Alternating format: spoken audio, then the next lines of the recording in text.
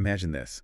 You uncover something so profound, it basically rewrites the history of mankind. Yeah, not just tweaking the dates a bit. No, exactly. We're talking evidence that early humans walked upright 2 million years ago, way earlier than anyone really thought. Much earlier. And that's where we're dropping you today.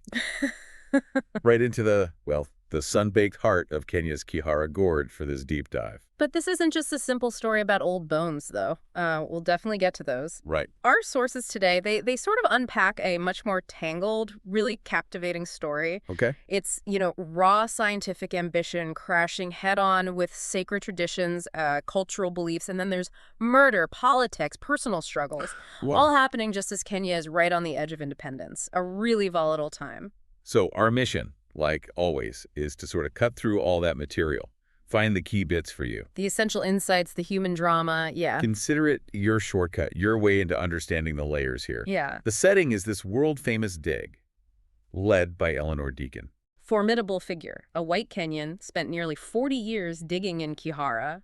And guiding us through it all, in a way, is Dr. Natalie Nelson.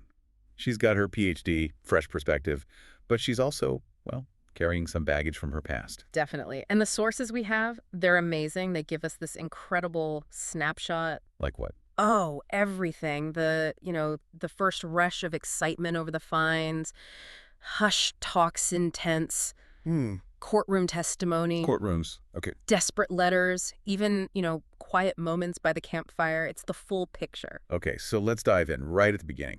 When Kihara Gorge first started giving up these, earth-shattering secrets. Right. So the scene is thick with anticipation. You've got Daniel Mutumbu, Richard Sutton, Russell North. The young guns, maybe? Sort of. And they unearthed this hominid knee joint, a tibia and a femur. And the key is where they found it. Exactly. The geological level points squarely to upright walking 2 million years ago. Phenomenal. Which, as you said, just blows up the existing timelines. Totally. It's a seismic shift. Before this, people thought maybe 1.5 million years ago, tops, for clear evidence. So this pushes it back 500,000 years. Changes everything about why our ancestors stood up. Exactly. What pressures, what advantages. It opens up so many questions. And, it's career-making stuff. And Richard and Russell, they know it. Oh, absolutely. They are practically vibrating. They want to rush it straight to nature. The big science journal, headlines, fame. They can taste it. But then you have Jack Deacon. The veteran? Describe her again? Thin, tall, bony, sophisticated silver hair. Just legendary. The world's most famous paleontologist. And she pumps the brakes hard. Completely. She insists on rigorous comparison with modern bones.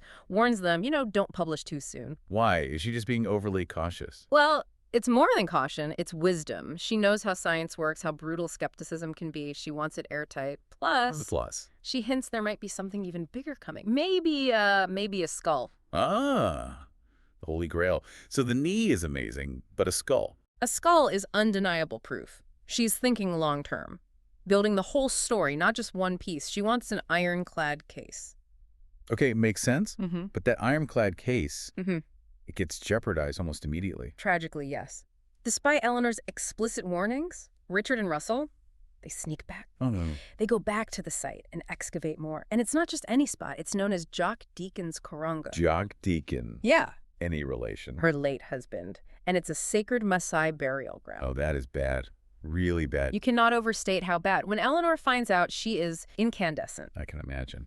She calls it unforgivable, sacrilegious, arrogant, crass. And it's not just abstractly sacred. It holds the remains of a great warrior, Olentishante. Okay. And he's an ancestor of Mutevu and Dekai, their camp cook, a Maasai. So it's personal and cultural and violates the dig permit. Everything. It violates a core condition of the government permit Eleanor worked so hard to get. It risks the entire dig, years of work, everything. So what does Eleanor do? Shut it down? Report them? No. This is where her fierce pragmatism kicks in. Her absolute loyalty to the science, to the gorge. She covers it up? She demands it be hushed up to stop the dig from being canceled, protect the work above all else, even above this terrible transgression. Wow. That's a heavy decision. Yeah. Puts you right on that ethical tightrope, doesn't it? Science versus sacredness. It really does, and it hangs over everything that follows. But while Eleanor is, fighting this fire... Someone else is rising. Exactly. Dr. Natalie Nelson, she starts making her own mark. Scientifically, but also, personally. Okay, so let's shift to Natalie. While all this tension is simmering, Yeah. she's making finds. She is. Really remarkable ones. First, a Pelarovis femur. Pelarovis. Yeah, a kind of extinct giant buffalo with these weird turned-down tusks. Her find shows it lived 2 million years ago in the area, much earlier than we knew. So that's significant in itself. Oh, absolutely. Worth a major paper on its own. Adds a big piece to the puzzle of ancient Africa. And there's more. Yes. She identifies this provocative arrangement of stones. Intriguing. What does that mean? Well, Eleanor's son, Jack Deacon, he flies in later. We'll get to him, but he jokingly calls it the origins of architecture. Seriously. Humanity's first building project. It's a bold claim, but provocative, right? And then her really meticulous work uncovers a hominid jaw and 3 skull sections. Skull section, getting closer to Eleanor's big prize. Exactly. Suddenly there's excited talk, maybe a new species, Homo nelsoniensis, Homo chiarensis. She's suddenly a major player. But it's not just fossils with her, right? There's something else. That's right. Her skills go beyond digging. There's a local anthrax outbreak. Oh, wow. Dangerous. Very. And Natalie steps up. She has experience from a previous dig in Israel, medical knowledge. She helped save a young boy's life. That must have made an impact. Huge. And Eleanor notices, she says something quite profound.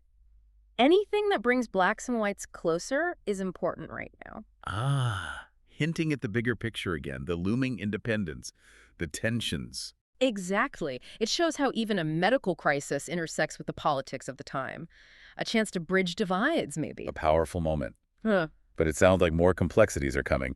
This is when Jack Deacon arrives. Yes. Eleanor's elder son, he's a pilot, flies in dramatically, but he's also called an honorary Maasai.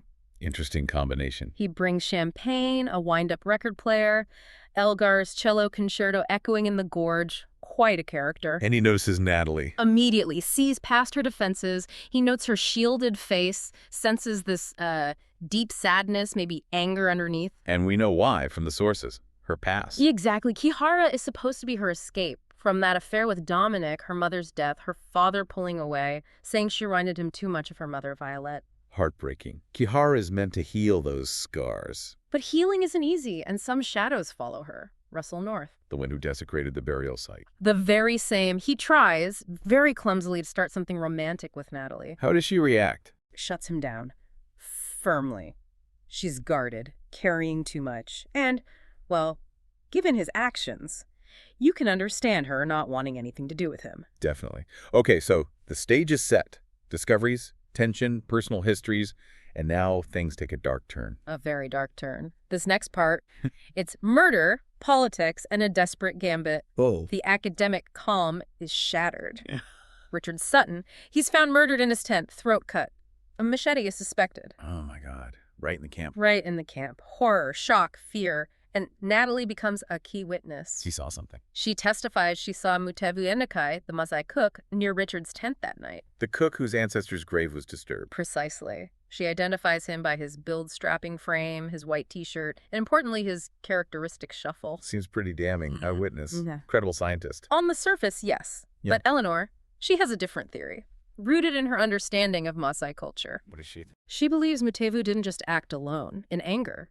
She thinks he acted as an instrument of revenge, authorized by the Maasai elders for the desecration of the burial ground. So not just murder, but tribal justice. That's Eleanor's terrifying interpretation, and it raises the stakes astronomically. Oh, so what happens next? Mutevu Endikai goes on trial, and it becomes an absolute tinderbox. Remember, Kenya is weeks, maybe months from independence. The political timing is terrible. Awful. The Maasai elders, led by this shrewd leader Morongo, they threaten to destroy the entire gorge if Endikai is convicted. They claim he acted according to tribal law. Destroy the gorge, the cradle of mankind. That's the threat.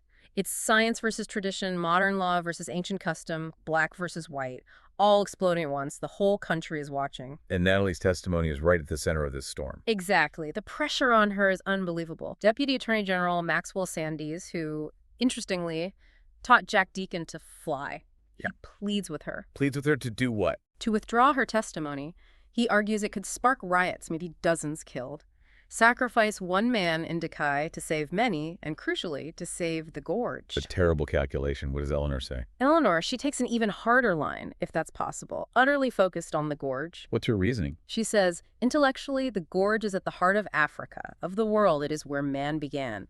Very little is more important than that. Its preservation, she argues, far outweighs one death, however regrettable. Wow. The life of one man versus the origin site of all mankind. An impossible ethical bind. Truly impossible. And into this crisis steps Jack Deacon. He proposes something radical. Audacious, really. Jack, the pilot's son, what's his plan? A big, high-profile press conference. Showcase everything they found. Frame the gorge as the cradle of mankind. A shared heritage for everyone. Trying to shift the narrative. Make it global. Exactly. Generate international pressure. Force the Kenyan authorities, both the outgoing Brits and the incoming Kenyan leaders, to choose old customs or a modern scientific future. It's clever, using the science itself as a political tool. Does Eleanor agree? She seemed wary of publicity before. She calls it show business. She's hesitant, but she sees the strategic necessity. She agrees. But then, disaster strikes. Yeah. Before the conference. Yes. A completely separate, devastating tragedy. Christopher Deacon, Jack's younger brother. What happens? He makes a mistake. A fatal one. He fills Jack's plane with the wrong fuel. Jet fuel instead of avgas. Oh, no. You explained that earlier. That's catastrophic for a piston engine. Instant engine failure, basically. Yeah. The plane is carrying Eleanor, Maxwell Sandys, and Natalie's father, Owen Nelson. Her father. But they just reconciled. Just recently, tentatively. It's heartbreaking. They are all killed in the crash. Unbelievable. Who survives? Natalie and Daniel Mutumbu, the Kenyan fossil hunter, they survive the impact. And Natalie, even injured, she does something incredible. Yes. She regains consciousness in the burning wreckage and pulls the unconscious Daniel clear. Saving his life. Saving his life. And crucially, Maasai tribesmen witness this, her saving a black man's life in that specific, tense moment. It profoundly changes how they see her, and maybe how they see the whole dig. An act of heroism that might just bridge that divide. Yeah. Wow. Okay, that leads us to the final part, the aftermath. Consequences, betrayals, and unspoken truths. Right. After all that, the trial verdict for Mutevu Ndikai comes in, and it's unexpected. He's convicted. No, Acquitted. After Natalie's testimony. The judge rules insufficient evidence. Her identification, based on his shuffle, his clothes, deemed circumstantial. No weapon was found. The defense even floated theories about rivalries between the scientists. So the murder officially remains unsolved. Legally, yes. But then comes another twist, a private one. What is it? Richard Sutton's father approaches Natalie. He confesses something his son told him before coming to Africa. Which was? That Richard was homosexual. That changes things. Adds a whole new layer of complexity to why he might have been killed. Exactly. It shifts possible motives away from just the tribal revenge angle towards something more personal, maybe a conflict related to his sexuality. It lines up with some vague hints dropped earlier by Kees van Schelde, the Dutch geologist. A much sadder, more complicated picture. Very. And with Eleanor gone, the dig's future is uncertain. Russell North sees an opportunity. Of course he does. What's his plan? Backed by Richard Sutton Sr.'s money now, he proposes taking over, but collaborating with Morongo and the Maasai. Collaborating after what he did. His idea is a new team that sort of redeems themselves by paying a penalty and working under Maasai direction. How does Natalie react to that? Fury. Absolute rejection. She accuses him of spite, envy, and resentment. It says this whole mess is down to his and Richard's gross stupidity, and she tells him flat out, there was never an us. Powerful. Standing her ground. Completely. But amidst all this wreckage, something tender starts to grow. Jack Deacon's feelings for Natalie. The pilot. They get closer after the crash. Yes. His affection deepens. He proposes marriage. Paints this picture of a future together in Africa, flying, digging, even bringing up some babies in the bush. That sounds hopeful after everything. He sounds kind.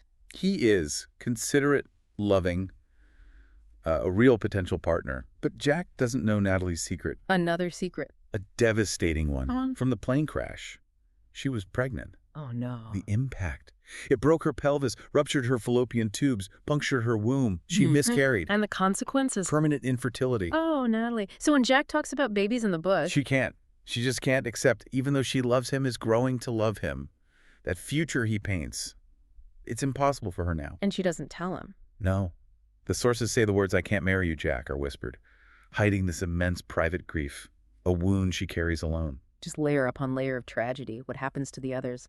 Christopher, Keys. Christopher, Jack's brother, the one who made the fuel mistake. He's consumed by guilt, devastated. He just disappears, vanishes. And Keys Van Schelde, the geologist. He wanders off into the bush, looking for some chert mine, gets delirious from dehydration. He's found dead. So much loss.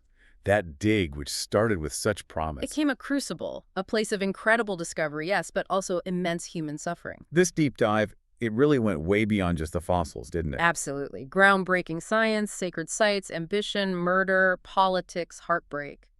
Kihara Gorge held it all. We saw that drive for knowledge clash right up against tradition.